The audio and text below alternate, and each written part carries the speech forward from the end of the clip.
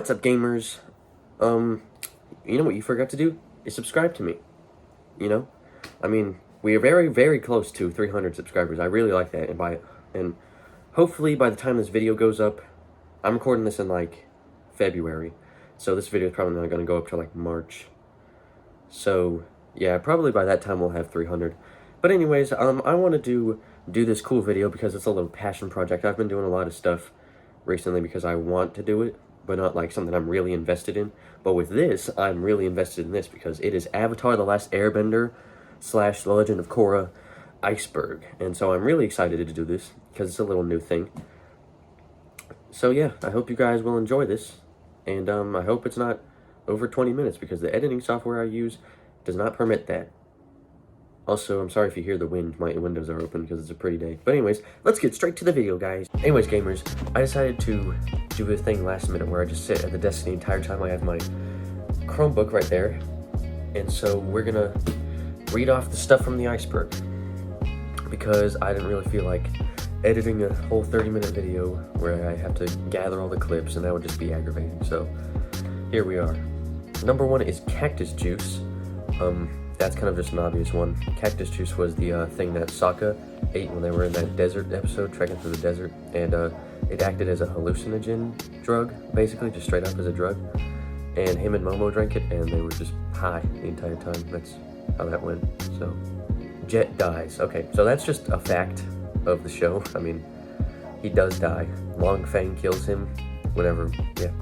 In that one episode, he just kills him. So, yeah. The teenager does die in Avatar, just straight up. It's implied, but I mean, it happens.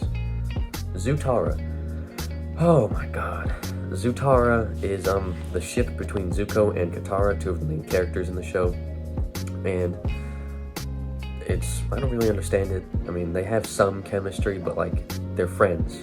That's like, it always has to be some romantic relationship in a show. They can never be like just two friends of the opposite gender. Brian Konetsko. That is just one of the co-creators of the show. I don't really know why that's on there. It's just one of the dudes who made it.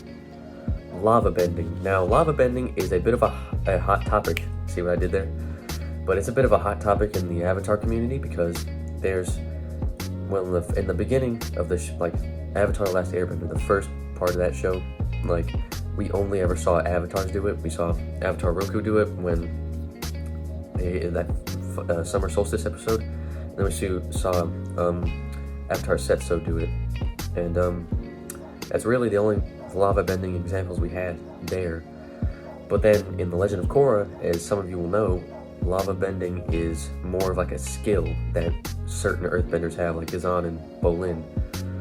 But so that leaves the question, is it an avatar only bending ability, or is it like metal bending or something? Some people say it's like a mix of fire and earth, which I think is incredibly dumb because that you can't bend two elements. And so that leaves the question, is it like mud bending, where it's like a mixture of earth and water? That just leads to a whole nother slurry of questions, so we're gonna avoid that for now.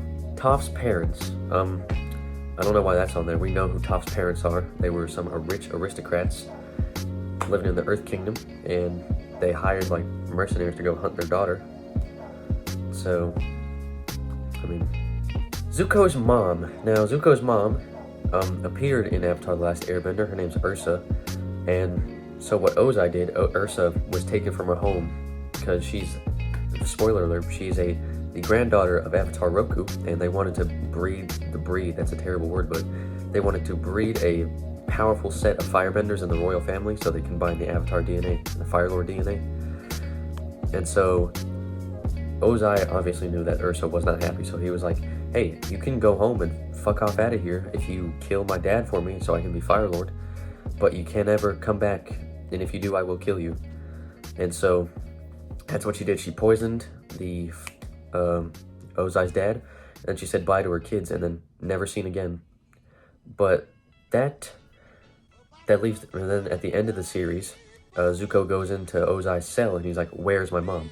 But that's never resolved within the show because it ended there. But in the comic books, I have some of them over there.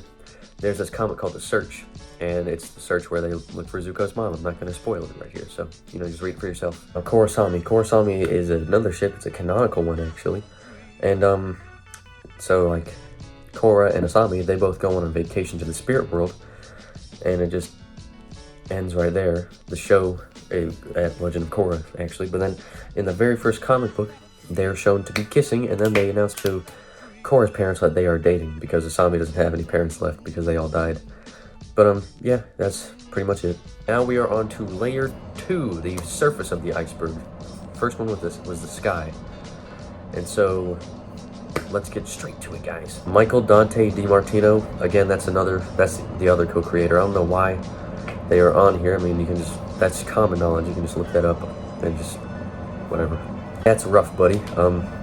That is a running gag in, like, the Avatar community, where, because Sokka's telling Zuko when they go on their little field trip about how Sokka's first girlfriend, Yue, died, and then Zuko says, "That's rough, buddy." Like, that's not a traumatic event in Sokka's life, but whatever. Mako is named after Mako. I'm gonna leave part of this out because the next entry is about this, but so one of the original voice actors was named Mako, and so come Legend of Korra, they named one of the main characters after him because he sadly passed away. And that correlates with the next thing, Iroh's voice actor change. There was a man named Mako, and he voiced Iroh, and he was very good at it. But then midway through the series, like I'd say around season 2, around Tale of Iroh, or before that maybe, he passed away, I'm pretty sure from cancer. And so he was replaced with a man called Greg Baldwin, and he does a pretty alright job. So yeah, that's the story. Kyoshi's traits. This begins the entries that I have no idea what the hell they're talking about. I'm assuming it's talking about how Kyoshi couldn't bend, like, at all until she was 16 years old in the Kyoshi novels. I'm guessing that's what that means, because I don't know any other thing it would be talking about. Sparky Boom Man. That is the original name given to Combustion Man by Aang and Sokka, but obviously they didn't stick because that's fucking stupid.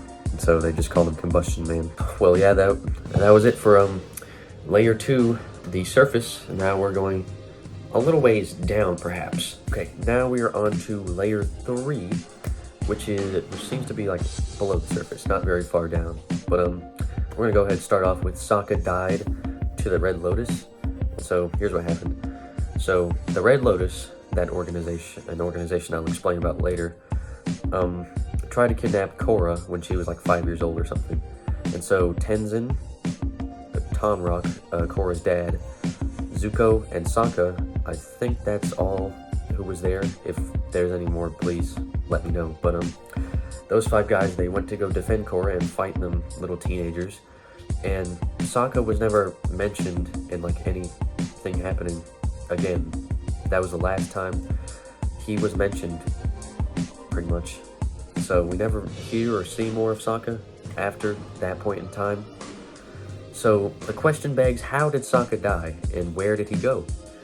And so the theory is that Sokka died while fighting the Red Lotus. I mean, he was fucking old as hell during this time. And so my theory is that he died while fighting Zahir, and that's how Zahir got that big scar right there on his eyebrow, most likely from Sokka's boomerang. And he decided to pay it back to Sokka by fucking killing him. The boulder is the rock. This one's just like, pretty much, you can figure it out yourself.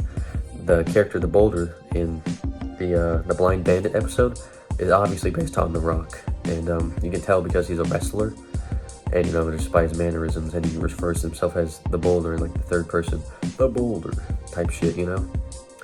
Yeah, that's just thinking.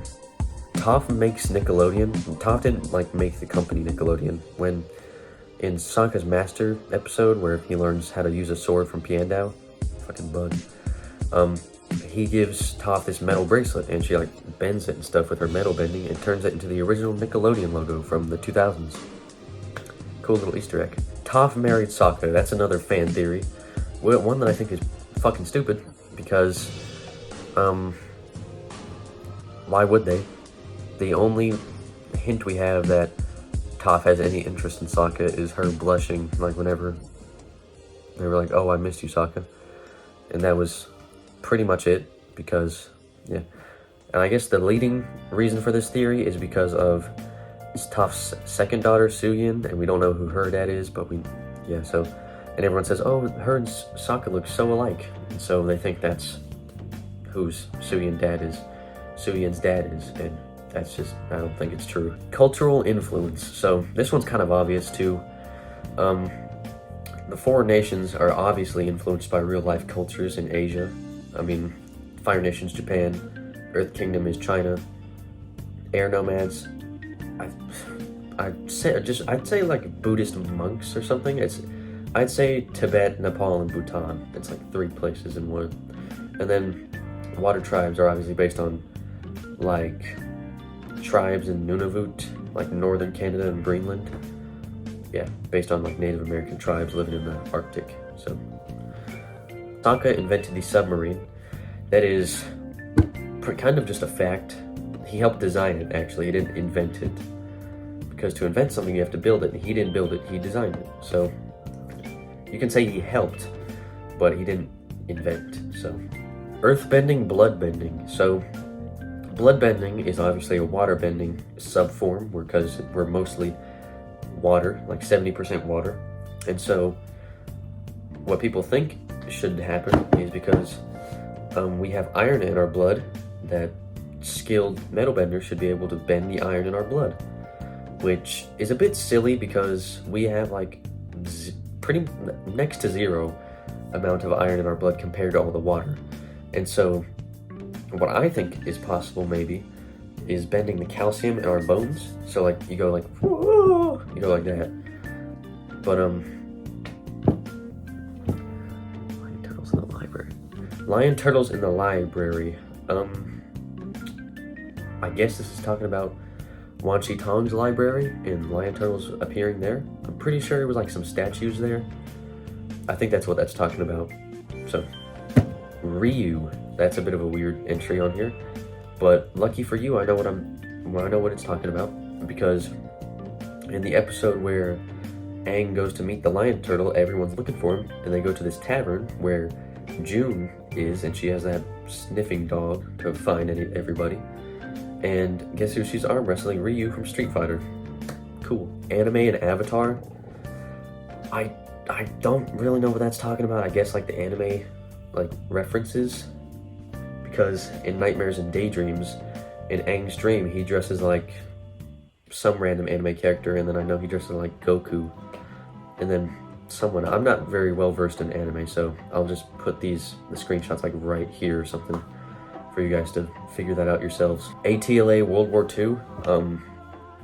I guess that's just talking about the 100-Year War and how that was pretty much just like based on World War II in Asia. Because like Japan invading China, Fire Nation invading Earth Kingdom. Yeah, I mean, pretty strong parallels if you know your history. Korra Cold War. I guess this is talking about how events in Korra kind of mimic the Cold War. Because, I mean, to me, that doesn't really make much sense besides, like, the Earth Empire and the United Republic. But, like, there's not very strong, like, notions of the Cold War in the series. So, I mean, Appa's weight, I have no idea what the hell that's talking about. I guess it's referring to how this big, massive bison that weighs, like, 15 tons could fly in the air. Airbending, I guess. I don't know what you want me to say. Korra's development issues, I'm guessing it's either one of two things. Number one, some development issue while making the show. Did I say yeah. Number two, it's just how the writing in Korra sometimes sucked balls. So Ty Lee's sisters, that's referring to how Ty Lee has like 8 twin sisters, and how she complained about, oh, I don't want to be a part of a match set for the rest of my life. I guess that's not much common knowledge, but then in one comic I remember they actually appear and they look exactly like Ty Lee. Not like, kind of, but like exactly clones of her, but just wearing different colors. Tenzin Gyatso, that is referring to how, you know, Aang's kids are all named after important people in him and Katara's lives. Bumi's named after Aang's like last friend before the 100-Year War. Kaya is named after Katara's mom. And then who's Tenzin named after? That's just a random name. It's actually named after Gyatso, because where'd Gyatso's name come from? It came from Tenzin Gyatso, who in real life is the Dalai Lama. And so, you know, they just cut the name in half, used Tenzin. Kaya's sexuality. Now, that is a bit of a hot debate. Well, not really a hot debate, it's kind of just a fact. Because in the comics that I was talking about earlier, Kaya just straight up says that she's gay, like pretty much the second time we see her. She just explains how Aang was real accepting of her being gay. So yeah. Azula in Book 1. That's just referring to how Azula appeared in Book 1 for like 5 seconds. Awards and nominations. Now, that's just talking about the awards and nominations that Avatar and Korra have won. And they've won, pretty sure, plenty of awards. And then they deserve to.